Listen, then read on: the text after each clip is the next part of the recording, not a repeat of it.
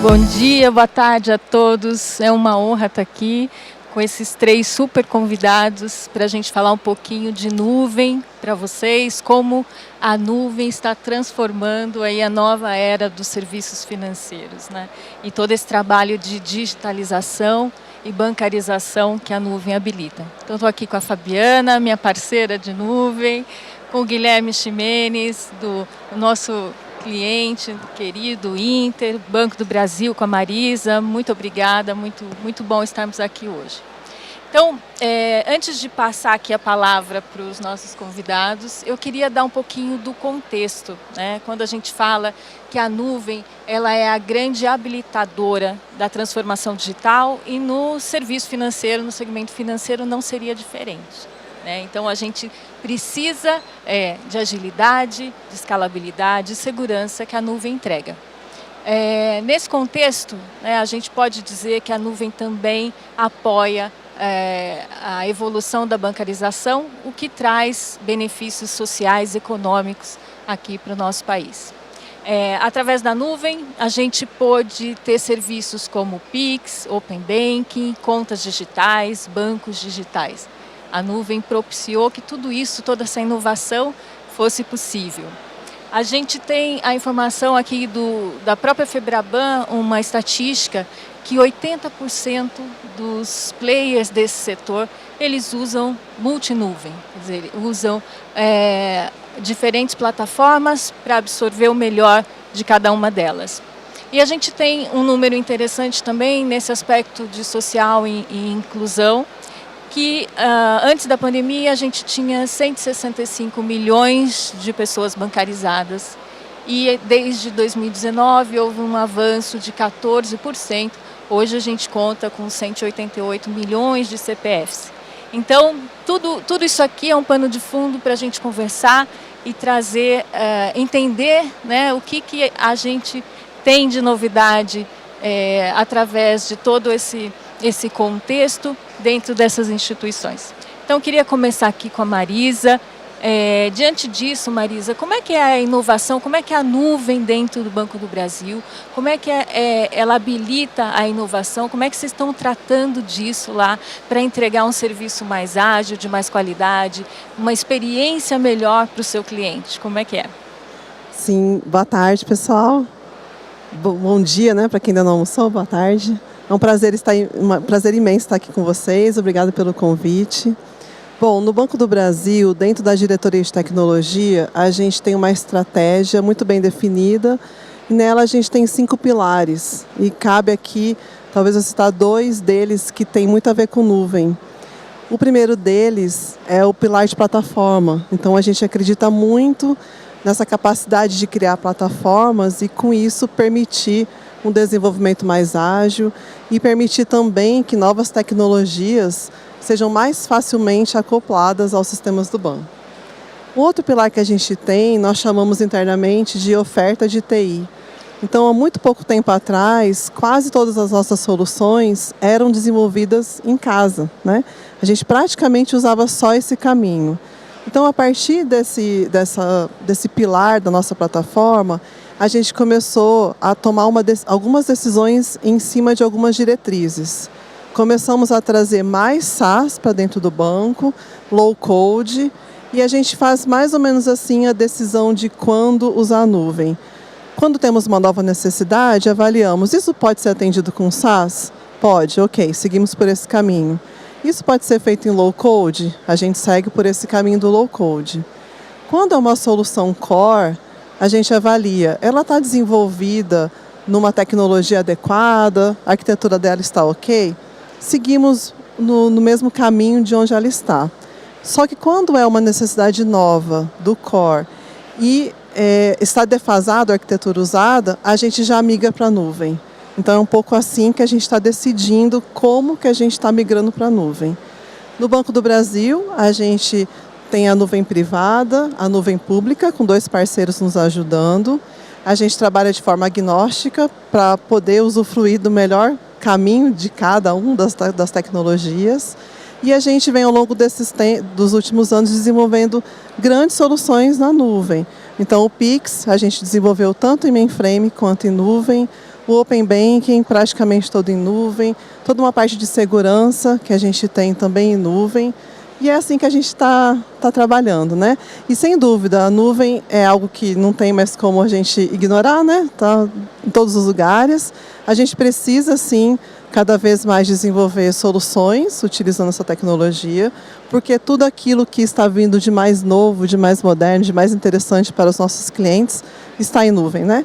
Então, com isso, a gente consegue conectar mais facilmente. Então, um pouco assim que a gente está trabalhando. Perfeito. Muito bom, né? O que é novo, isso foi muito legal essa fala. O que é novo, a gente está trazendo através da nuvem, né? Guilherme, a gente sabe que o Inter tem um grande case de contact center em nuvem, uma solução de omnichannel que vem dessa inovação, né? Eu queria que você contasse um pouquinho o que isso trouxe de resultado lá para o seu cliente final, na experiência, o que transformou na experiência e que outras inovações a nuvem está trazendo para dentro do Inter. Juliana, primeiro, obrigado pelo convite aqui da Embratel de estar aqui compartilhando com todos a história aqui do Inter. Eu queria começar assim, contando um pouquinho da nossa jornada, que foi uma necessidade, né? Assim, a necessidade que gerou esse caminho para a nuvem. A gente, em 2016, a gente digitalizou todo o nosso processo de abertura de conta. E antes disso, a gente abria 10 a 20 contas por dia. Após a digitalização, você começa a ver 20, 30, 100, 200, 300, 1.000 contas, 2.000 contas. E quando você chega assim, em crescimentos que não é 2, 3 vezes maior, 10 vezes maior, 20 vezes, 100 vezes maior, você vê que a escala começa a estressar todo o seu ambiente. Não só técnico, sistêmico, mas também de processo da empresa inteira. E junto a isso, a gente trabalhou bastante a inovação do nosso aplicativo para poder servir o nosso cliente. Também com o nosso propósito de democratização bancária e revolução bancária, junto com o ser digital completo e gratuito, a gente viu esse crescimento rampar de forma bastante forte. E aí, é muito bonito, né? Os nossos clientes crescendo, cada vez mais clientes, todo mundo se empolgando, mas os gargalos de infraestrutura começaram a aparecer. E aí a gente tinha que tomar uma decisão de... assim, a gente não tinha mais tempo para montar uma infraestrutura on-premise muito grande para atender esse volume. E aí vem a história da nuvem, né? O Cloud Computing entra com uma luva nessa necessidade nossa. A gente faz esse movimento entre 2017 e 2018. Descobre também, após essa migração, que a infraestrutura geralmente não é o problema. A gente começa a ver que as aplicações, os bancos de dados, você começa a descobrir os gargalos em outros sistemas e outras arquiteturas. E aí, também não tardando, a gente também vê o problema no atendimento. Ou seja, estão crescendo os clientes, cada vez mais processos, mais clientes, a gente começa a sofrer também no atendimento. A gente começa a ter URA caindo, a gente começa a ter voz sendo metalizada, lentidão no nosso atendimento. E aí vem a Embratel, né, junto com uma solução de contact center em nuvem, em parceria ali com a Gênesis. E a gente começa a estudar essa ferramenta, acho que, se não me engano, de 2018 a 2019, a gente já tinha passado de 1 milhão de clientes. E vamos experimentar. Essa sempre foi muito a nossa cultura de ousar, mas com o pé no chão. Eu não sei se tinham muitos clientes ainda rodando em nuvem contact centers. A gente decide então fazer um piloto, colocamos a solução e da noite para o dia a gente vê assim, todos os nossos problemas de atendimento serem resolvidos. Então esse é o poder que a gente vê em computação em nuvem e de fato ela veio para ficar. Muito legal. E, Fabi, a gente vê que realmente a nuvem, esses dois relatos aqui, eles só comprovam que ela é habilitadora de muita inovação, de muita novidade, essa agilidade, escalabilidade que ele falou, os clientes cresceram e agora, né? Como é que a gente resolve isso? Mas a gente sabe que por trás disso a gente precisa ter muita gestão, governança, segurança e sobretudo se a gente vai falar de multi-cloud, né, diferentes plataformas, players. O que você considera assim como uma boa prática para a gente poder cuidar de tudo isso com cuidado, com a importância que esse ecossistema exige? É interessante escutar aqui os nossos dois convidados especiais falarem sobre o desafio, né, de inovar nesse momento e como que a nuvem veio habilitando tudo isso, né? E a gente traz sempre a nuvem como pano de fundo da tecnologia, mas é muito mais do que a tecnologia, né? Como o Guilherme bem falou aqui. A gente transforma processos, né? São processos que a gente desconhece.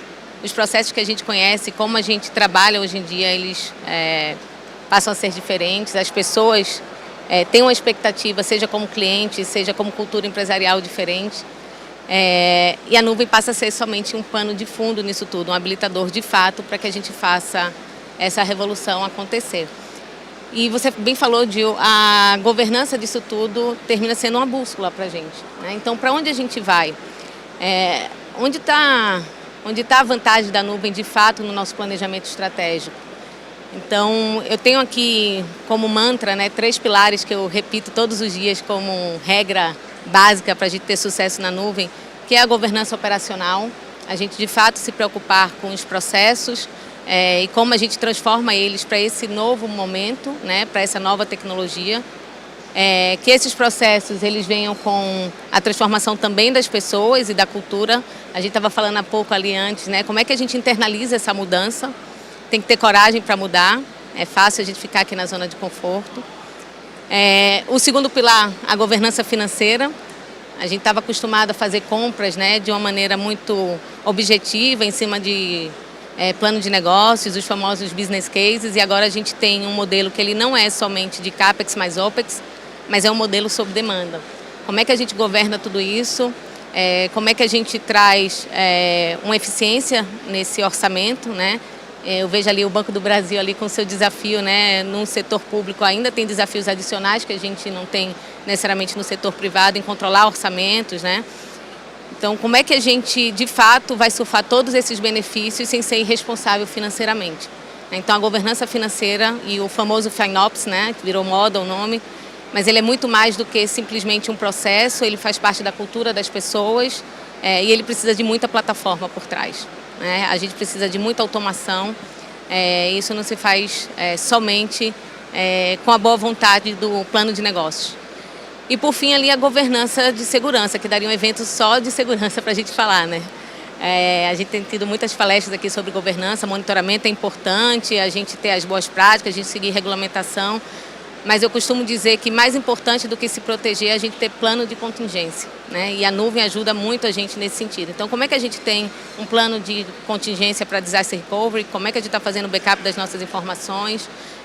Qual é o nosso plano de continuidade de negócio? Eu acho que esse é um desafio de governança bastante importante nisso tudo e que vai passar por uma matriz de responsabilidade, vai passar por melhores práticas, mas vai passar por uma conscientização desde o usuário até o provedor de nuvem, né, onde está a responsabilidade de cada um. É verdade. Bom, agora eu vou entrar num tema aqui de ESG, né, que a gente está hoje na pauta de todas as organizações. Marisa, vou começar aqui com você essa pergunta. Sendo o Banco do Brasil hoje uma das maiores instituições públicas do país, né, como é que vocês enxergam a digitalização, a transformação digital, todo esse processo e a bancarização, né, de trazer novos cidadãos acesso aos serviços financeiros? Como é que vocês enxergam isso no processo de avanço social do nosso país? Sim, temos uma responsabilidade bem grande nesse aspecto, né? Estamos no país todo, atualmente a gente tem 80 milhões de clientes, né? Então a gente sente a responsabilidade na pele ali no dia a dia. Depois da pandemia, com o advento do Pix, a gente trouxe mais ainda, o sistema bancário, né? Trouxe mais pessoas ainda para ter uma conta, né? A gente digitalizou mais pessoas, porque agora todo mundo quer ter a sua chave Pix. Para ter a chave Pix, a gente tem que ter uma conta, né? Então, a gente viu aumentar os números de forma muito rapidamente. Como você estava falando, né, da governança, que antes a gente tinha uma certa linha para decidir os próximos investimentos. Hoje a coisa está mais assim, né? Ela está muito avançando de forma muito exponencial e acredito que é muito por conta da bancarização, né?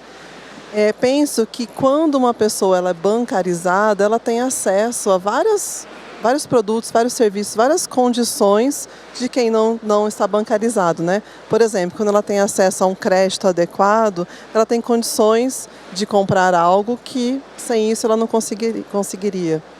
Um outro advento que a gente acredita muito com o Open Finance, com a inteligência artificial, com todo esse boom de dados que a gente tem hoje, a gente pensa muito em como que eu vou ajudar essa pessoa no seu planejamento financeiro.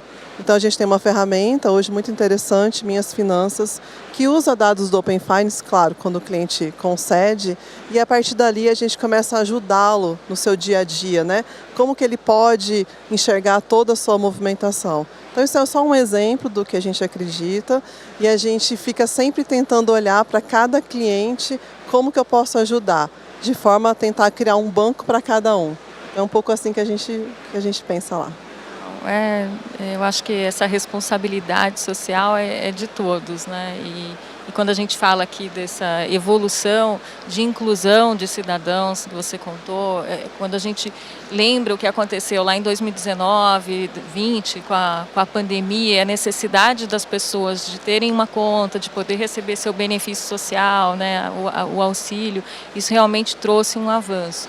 No início aqui eu contei que a gente teve um 14% de aumento desse acesso aos serviços financeiros, né? A gente tinha 165 milhões, passamos para cerca de 188. Guilherme, como é que você vê o papel dos bancos digitais assim, nesse processo, nesse incremento, nessa habilitação para a população ter acesso a esse tipo de serviço? Como é que você enxerga? Eu acho que é uma ajuda em transações financeiras de forma digital. Após a pandemia, eu diria que a gente contribuiu bastante, os bancos digitais todos e todos os bancos, a transformação digital das pessoas. Eu acho que foi um ponto bastante interessante. Eu tenho um caso interessante do meu tio, que ele tinha uma loja e ficava juntando cheques toda semana, tinha lá 100 cheques para ele compensar toda semana. Quando veio a pandemia, e eu sempre ficava enchendo o saco dele, tio, usa lá o app do Inter, usa lá o app, tem lá o de cheque digital, ele nunca queria usar. Quando vem a pandemia, dá um mês ele me liga, Gui, vem cá, como é que funciona lá o cheque digital?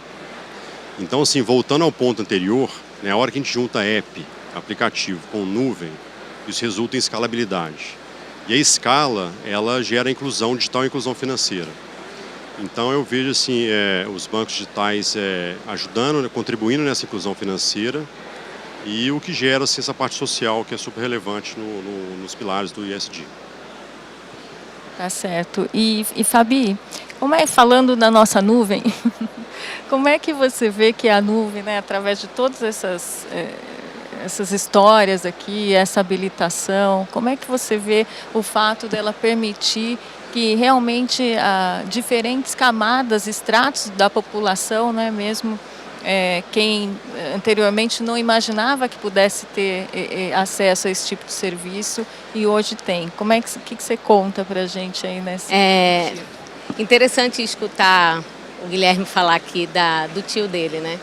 Porque no fim do dia a gente está numa era digital e a tecnologia permeia a nossa vida em tudo que a gente faz. E a gente hoje tem o advento aí da rede social, né? Os TikTokers, os Instagrams da vida. E essa realidade, ela aproximou, né, os vários estratos sociais. Então, se a gente olha o acesso à informação, ou ao consumo, ou às lojas virtuais do Instagram, do TikTok, independente da classe social que a gente está com acesso àquela informação. Então, esse advento, né, ou essa tecnologia, que também é viabilizada pela nuvem, ela aproximou as realidades. E essa aproximação das realidades, ela gera uma demanda de necessidade de ser incluído, né? Porque tem a inclusão que ela não acontece porque realmente tem uma distância muito grande ali daquela realidade, mas tem algumas inclusões por comodismo ou por cultura, né? Ou você está inserido em um meio que você é acostumado a usar o dinheiro em papel e aí vem o Pix, né? Então a rede social ela terminou impulsionando esse tipo de adoção.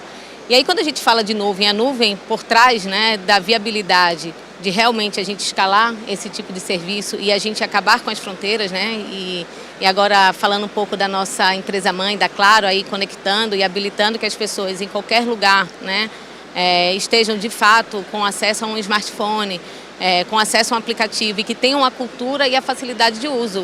Eu tenho uma avó de 97 anos que usa o WhatsApp. Então, quer dizer, teoricamente, né, todos nós estamos treinados a usar qualquer aplicativo. Então isso tem a facilidade do acesso, né, que é viabilizado, a velocidade da gente levar esses serviços, então esses novos serviços para um extrato social X vai ser um, para uma outra camada social vai ser outro. A gente passa a ter um acesso a uma informação mais rica para também direcionar serviços específicos, além do que o serviço fica muito mais acessível também para a gente chegar nessas camadas da sociedade, né? Porque se você pensar que hoje para lançar um serviço num banco digital ou um serviço financeiro digital, o teu custo e a tua velocidade de implantação é diferente do passado, você faz com que esse serviço chegue mais barato na ponta. Fora você não ter o custo de agência, né? Todos aqueles custos associados inerentes do atendimento ao público localmente, né? Então eu acredito que a nuvem, mais uma vez, ela é só um pano de fundo para isso tudo. Fico muito feliz da gente aqui poder fazer parte disso, né?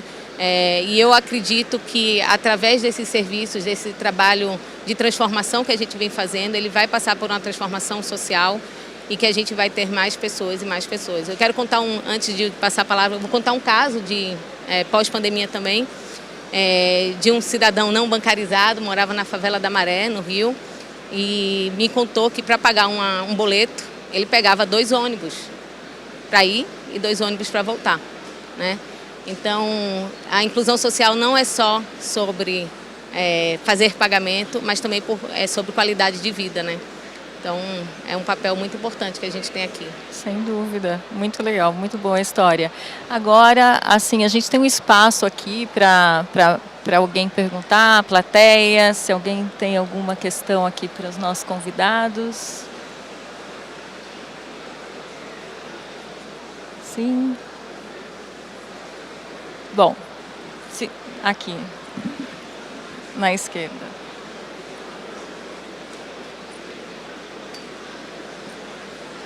Boa tarde, prazer. Meu nome é Cristiano, sou Head SD do Inter e minha pergunta vai na linha da ecoeficiência. Pensando no pilar ambiental, como que a gente poderia pensar na nuvem e nos impactos aí que ela consegue mitigar no pilar ambiental? Quer comentar, Fabi? Eu posso comentar. Poxa, eu sou uma fã aí do tema. Quando a gente fala de impacto ambiental, hoje meu carro, não sei, até vou fazer uma pesquisa, quem aqui tem carro full elétrico? Eu tenho aí um carro full elétrico, há 1 ano e 2 meses, 44 placas solares em casa. Eu acho que o ESG ele é muito sobre o que cada um de nós pode fazer nesse sentido, né? Em relação à nuvem, de fato, ela por si só já tem um papel super importante na hora que você tem uma otimização de uso de recursos, né? Se você pensar que há 5 anos atrás, cada uma das empresas que a gente vê aqui tinha uma quantidade absurda de data center com ociosidade, com gasto energético, com geração de calor, eu acho que é difícil até de contabilizar que tipo de impacto negativo a gente gerou nos últimos anos, ao passo que a gente inovava em tecnologia, né? Então, a nuvem, nesse sentido, a gente tem uma redução drástica por si só, né, pelo uso mais eficiente. E a gente vê todas as empresas, né, você quer falar de um pouquinho? A gente vê que todas as empresas, né, os nossos fornecedores de nuvem hoje têm uma preocupação grande de como seus desenvolvimentos são feitos, que tipo de recursos e de infraestrutura está se usando para justamente a gente ter um caminho de poupar mais os nossos recursos naturais em todo esse processo, né? Não, era complementando isso mesmo, né? Hoje, quando a gente fala de serviço em nuvem, quer dizer, antes você precisava no on-premise ter, a Marisa tinha os servidores dela, o Guilherme tinha os dele, aqui a Embratel os nossos, cada um estava ligado lá o tempo todo, tinha uma ociosidade ou não, estava gastando energia. Então, assim, a nuvem por si só, ela traz esse compartilhamento, essa otimização, processadores cada vez, né, mais econômicos. Então, eu acho que tem um universo de coisas para a gente explorar nesse sentido. Isso aqui é o óbvio que a gente traz aqui. E acho que cabe, como ela segurança, cabe uma pauta inteira que, com certeza, sustentabilidade é outra que tem muita coisa para a gente discutir. A Claro hoje compensa toda a sua energia através de fazendas solares. Isso é um selo aqui, um orgulho que a gente tem de contar isso aqui. Mais alguém? Mais algum ponto? Não, então, eu vou perguntar aqui, então. A gente ainda tem um tempinho no nosso painel. Queria que... né, a gente falou muito aqui de inovação, né, que essa pegada, os bancos digitais. Eu vou perguntar aqui para a Marisa, né, porque a gente pensa o Banco do Brasil, puxa, uma instituição super tradicional no Brasil, aí, de muitos anos. E aí pode se associar e pensar assim, tradicional, será que inova? Será que tem inovação? Como é que é no dia a dia de vocês essa questão da inovação? E como é que vocês trabalham essa imagem de passar para as pessoas, né? Porque o Guilherme, que já nasceu digital ali, é mais fácil, né? Mas como é que é para o banco passar essa imagem de inovação? Como é que vocês trabalham isso e nos seus processos diários? Eu tenho costumado falar por aí que somos uma startup tradicional de 214 anos, né?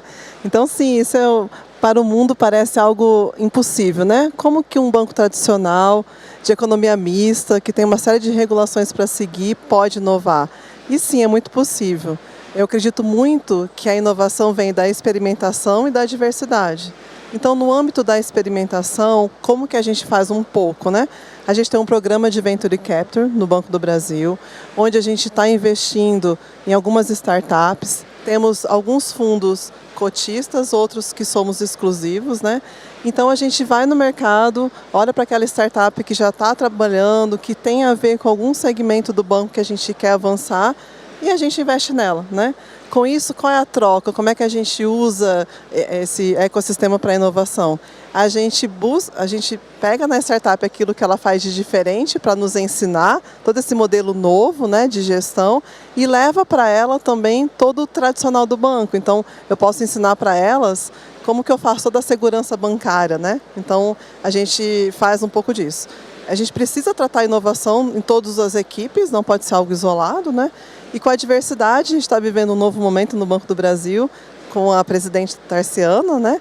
E a gente agora tem 3 vice-presidentes, mulheres, então isso é um outro jeito de se encarar o banco, e a gente criou um comitê de diversidade vinculado à presidenta, justamente para a gente evoluir essas questões internamente.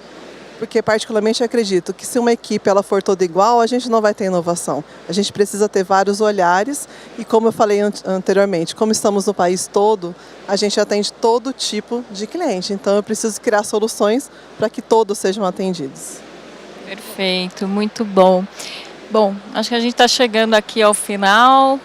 Ninguém tem mais nenhuma pergunta. Então, eu queria, assim, agradecer aqui a presença de vocês, o tempo que vocês dedicaram para nos ouvir. Espero que a gente tenha contribuído aí com o aprendizado, com a troca de ideias. Foi muito bom ouvi-los. Eu agradeço aqui imensamente a Marisa, muito obrigada. Eu que agradeço. Guilherme, excelente, muito obrigado. Fabi, Obrigada. obrigada. E a todos vocês, ótima tarde.